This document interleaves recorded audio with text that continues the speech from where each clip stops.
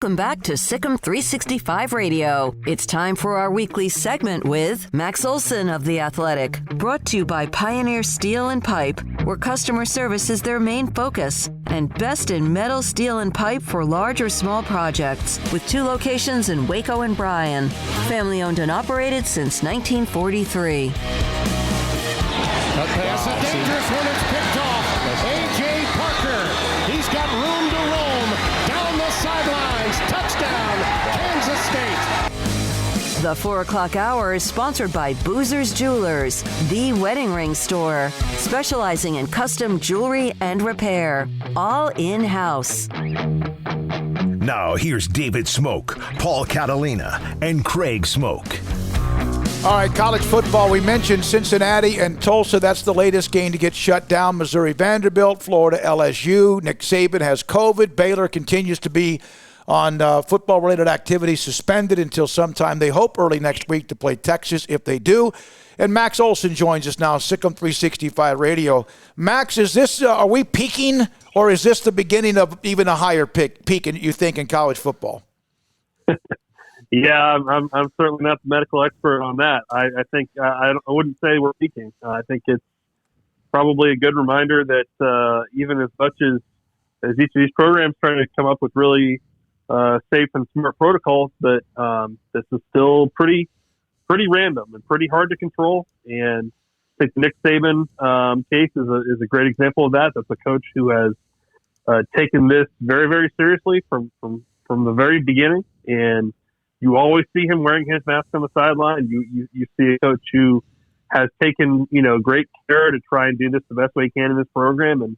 And yet somehow he and his athletic director both test positive. So I think that, it's the headlines are kind of in the SEC this week, but I think there will be this.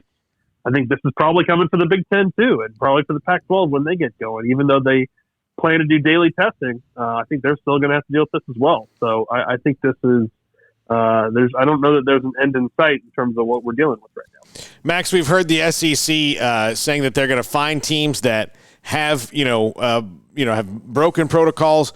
Do you think that some of the results of this week in the SEC is because teams like maybe Florida broke some protocols?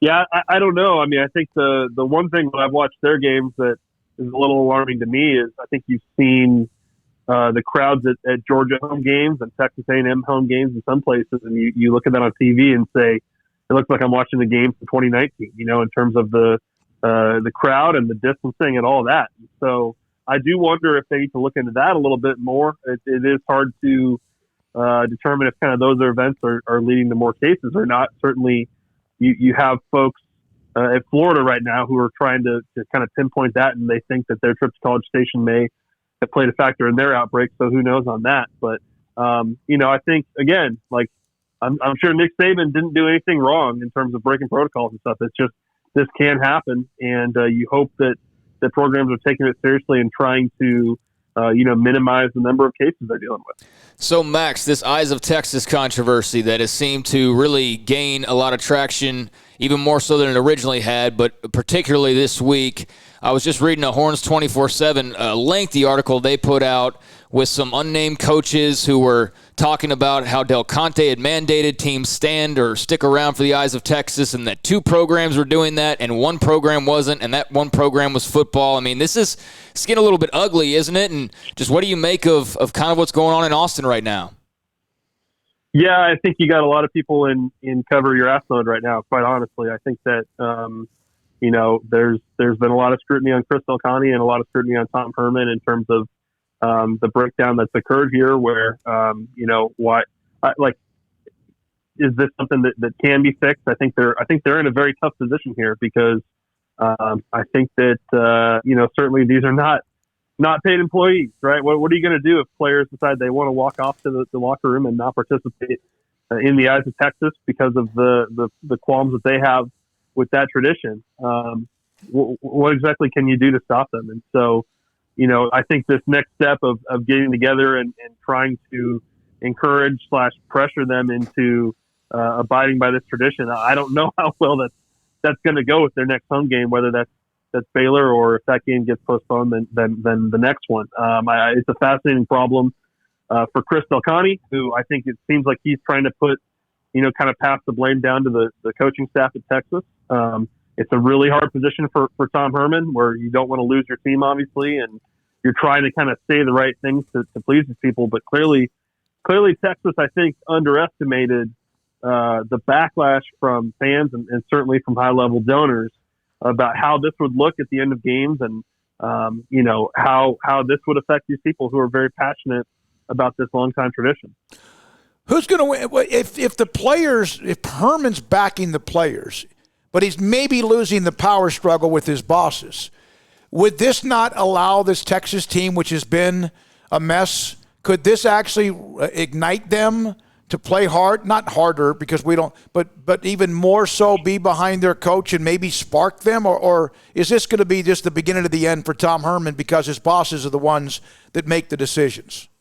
Yeah, I mean, this is the impossible position that you're talking about here. I think it probably makes more sense to back your players, because I think if you lose your team and you lose a bunch of games and go 4-6 or whatever, they're going to fire you, right? So, I think I think you have to kind of stick by your team and try and do right by them and try to live up to the words that you said throughout the offseason in that you were going to, pay more attention to their feelings on this stuff and try to be accepting and understanding. I think you have to kind of stick by that, because if you do lose the team and this season falls apart, and it certainly feels like it's on the brink in some ways, even though this team has played a bunch of close games and, maybe isn't as bad as the record shows, I think you do have to kind of be careful in sticking by them and hope that hope that can lead to a change in results here. But it's certainly a very tenuous situation, and you have to be mindful of your boss and Chris Delcani and mindful of the boosters, who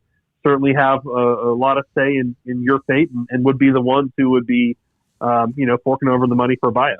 Is Texas one of the few schools that can look $54 million in losses in the athletic department and add on to it with a buyout and not worry about it?